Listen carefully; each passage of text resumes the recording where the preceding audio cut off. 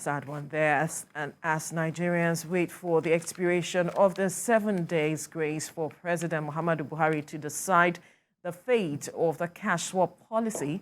The battle over the deadline issued by the Central Bank of Nigeria has moved to the court of law. But the scarcity of the redesigned notes has continued, and the hardship caused by the desperation to access money has also not reduced. TVC News State House correspondent Femi Akonde has details. The legal fireworks have just begun, as the CBN deadline for the cash swap policy is now a victim of litigation from different political groups, civil society, and other concerned Nigerians. Now 3 northern states have dragged the federal government to the Supreme Court of Nigeria over the hardship caused by the central bank's insistence on the February 10 deadline. They are asking for an order suspending the policy. Kogi, Kaduna, and Zamfara states are leading the charge against this policy.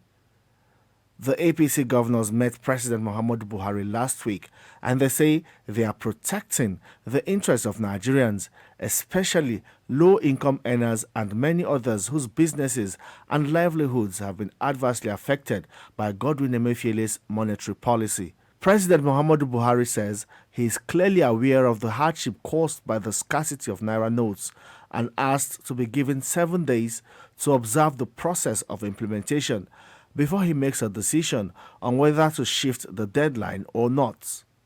But with the chaos across the country and the increasing threats to national security, how much longer can Nigerians wait and remain cash-strapped? I want to call on the president that 7 days is too long a period. The pains is much. Every day is as if it's a year to people to bear. Good as the policy is, it must not be at the expense of the poor masses of this country. There are many local government areas across this country without any banking facility. And many of these people, they have their money at home. As I speak to you, I have on record of people who died because they had no money to buy drugs in the last few days.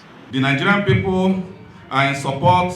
On the flip side of this hardship is a group of political parties threatening to boycott the election if the central bank bows to pressure and shifts the deadline.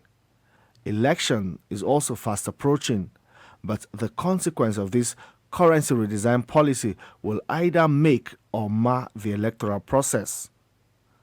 As the government scratches its head to find a solution to the hardship, Nigerians are also getting more and more impatient with a policy that mostly affects the majority of citizens.